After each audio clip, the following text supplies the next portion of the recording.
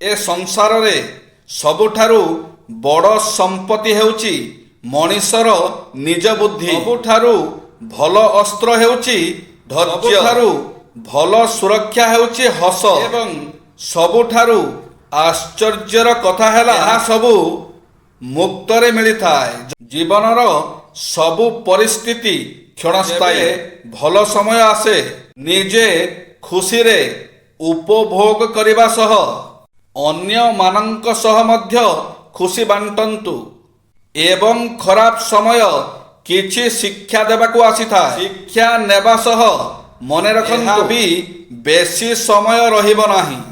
ସବୁବେଳେ ମନେ ରଖନ୍ତୁ ଯେ ମନର ଯନ୍ତ୍ରଣା ଶରୀରର ଯନ୍ତ୍ରଣା ଠାରୁ ଅଧିକ କଷ୍ଟଦାୟକ। ପାଇଁ କେବେ କାହା ମନରେ କଷ୍ଟ ଦିଅନ୍ତୁ ନାହିଁ। ମିଠା ମହୁ ବନାଉଥିବା ମହୁମାଛି ଡଙ୍କ ମାରିବାକୁ ପଛାଏ ନାହିଁ। ଠିକ୍ ସେମିତି ମିଠା କଥା କହି ଜୀବନଠୁ ଅଧିକ ଭଲ ପାଉଥିବା ଲୋକ ବି ଏମିତି କଷ୍ଟ ଦିଅନ୍ତି ଯେ ସାରା ଜୀବନ ଅଣନିଶ୍ୱାସୀ କରିଦିଅନ୍ତି। ମିଛର କୌଣସି ମୂଲ୍ୟ ନାହିଁ। ମିଛ ହୁଏତ ଆପଣଙ୍କୁ ଆଜି ଖୁସି ଦେବ, କିନ୍ତୁ ମନେ ରଖନ୍ତୁ କାଲି ଆପଣଙ୍କୁ ଏଥିପାଇଁ କାନ୍ଦିବାକୁ ପଡ଼ିବ। ପେଟ ରୋଗରୁ କେମିତି ମୁକ୍ତି ପାଇବେ? ପ୍ରଚୁର ପରିମାଣରେ ପାଣି ପିଅନ୍ତୁ। ପ୍ରତିଦିନ 5ରୁ 6 ଲିଟର ପାଣି ପିଅନ୍ତୁ। ରାତ୍ରି ସମୟରେ 10ଟା ପୂର୍ବରୁ ଶୋଇପଡ଼ନ୍ତୁ ଓ ସକାଳ 5ଟା ପୂର୍ବରୁ ଉଠନ୍ତୁ। ଅଧିକ ତେଲ ମସଲାଯୁକ୍ତ ଖାଦ୍ୟ ଖାଆନ୍ତୁ ନାହିଁ। ଅଧିକ ତେଲ ମସଲା ଜାତୀୟ ଖାଦ୍ୟ ଖାଆନ୍ତୁ ନାହିଁ। ପ୍ରତିଦିନ ସକାଳେ ନଖ ଉଷୁମ ଗରମ ପାଣି ପିଅନ୍ତୁ। ପ୍ରତ୍ୟେକ 7 ଦିନରେ ଥରେ କିଛି ବେଲପତ୍ର ଓ ଗୋଲମରିଚ ସକାଳୁ ଖାଲି ପେଟରେ ସେବନ କରନ୍ତୁ। ସଠିକ୍ ଭାବରେ ଚୋବେଇ ଚୋବେଇ ଖାଆନ୍ତୁ। ପ୍ରତ୍ୟେକ 4 ଘଣ୍ଟାରେ ଥରେ କିଛି ନା କିଛି ଖାଦ୍ୟ ଖାଆନ୍ତୁ। ପ୍ରତ୍ୟେକ 4 ଘଣ୍ଟାରେ ଥରେ କିଛି ନା କିଛି ଖାଦ୍ୟ ଖାଆନ୍ତୁ। ରାତ୍ରି ସମୟରେ ଅଧିକ ଭୋଜନ କରନ୍ତୁ। ଅହଙ୍କାର ସମୟ ଆସିବ ଚପଲ ଥିବ କିନ୍ତୁ ପାଦରେ ବଳ ନଥିବ। ସମୟ ଆସିବ ହାତ ଥିବ ହେଲେ ଯୋଡ଼ିବାକୁ ଶକ୍ତି ନଥିବ। ସମୟ ଆସିବ ସମସ୍ତେ ଥାଇ ବି ପାଖରେ କେହି ନଥିବେ।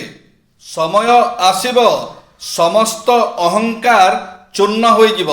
ସମୟ ଆସିବ ଯୌବନରେ ବାର୍ଦ୍ଧକ୍ୟର ଛାଇ ଖେଳିଯିବ। ସମୟ ଆସିବ ଦିନେ ସମସ୍ତ ସାମର୍ଥ୍ୟ ହରେଇ ବସିବ। ସମୟ ଆସିବ ସ୍ୱପ୍ନ ଦେଖୁଥିବ ହେଲେ ରାତି ନଥିବ। ସମୟ ଆସିବ ସମସ୍ତ ଅହଙ୍କାର ଚୂର୍ଣ୍ଣ ହୋଇଯିବ। ସମୟ ଆସିବ ଆପଣଙ୍କୁ ବି ଦିନେ କେହି ପରିହାସ କରିବ। ସମୟ ଆସିବ ଆପଣଙ୍କୁ ବି ଦିନେ କାହା ନିର୍ଦ୍ଦେଶକୁ ଅପେକ୍ଷା କରିଥିବେ। ସମୟ ଆସିବ ନିରସ୍ତ୍ର ସୈନିକ ଭଳି ପାଲଟି ଯିବେ। ସମୟ ଆସିବ ସମସ୍ତ ଅହଙ୍କାର ଚୂର୍ଣ୍ଣ ହୋଇଯିବ। ସମୟ ଆସିବ ରୋଗ ଶଯ୍ୟାରେ ଶଯ୍ୟାଶାୟୀ ହେବାକୁ ପଡ଼ିବ। ସମୟ ଆସିବ ବିରହ ବିଚ୍ଛେଦର ଯନ୍ତ୍ରଣା ଭୋଗିବାକୁ ପଡ଼ିବ। ସମୟ ଆସିବ ସମସ୍ତ କୁକର୍ମର ପଶ୍ଚାତାପ କରିବାକୁ ପଡ଼ିବ। ସମୟ ଆସିବ ସମସ୍ତ ଅହଙ୍କାର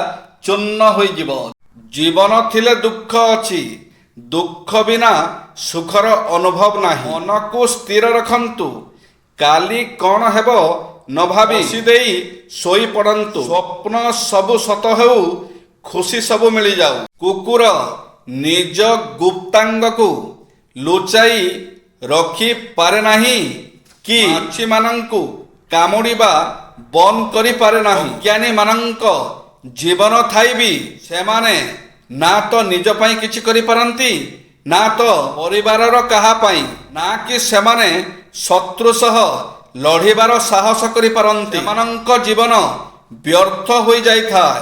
ଗୋଟିଏ ଝିଅର ଦେହକୁ ଭଲ ପାଉଥିବା ପୁଅ କେବଳ ମିଠା ମିଠା କଥା କହିବ, କିନ୍ତୁ ହୃଦୟରୁ ଭଲ ପାଉଥିବା ପୁଅ ଗାଳି କରିବ ପୁଣି ତାପରେ ମନେଇବ। ଆମକୁ ଶିକ୍ଷକ ବି ଶିଖେଇଥାନ୍ତି ଏବଂ ସମୟ ବି ଶିଖେଇଥାଏ। ଫରକ କେବଳ ଏତିକି ଯେ ଶିକ୍ଷକ ଆମକୁ ଶିଖେଇ ପରୀକ୍ଷା ନିଅନ୍ତି, କିନ୍ତୁ ସମୟ ପରୀକ୍ଷା ନେଇ ପରେ ଶିଖେଇଥାଏ। ଜୟ ଶ୍ରୀ ଜଗନ୍ନାଥ।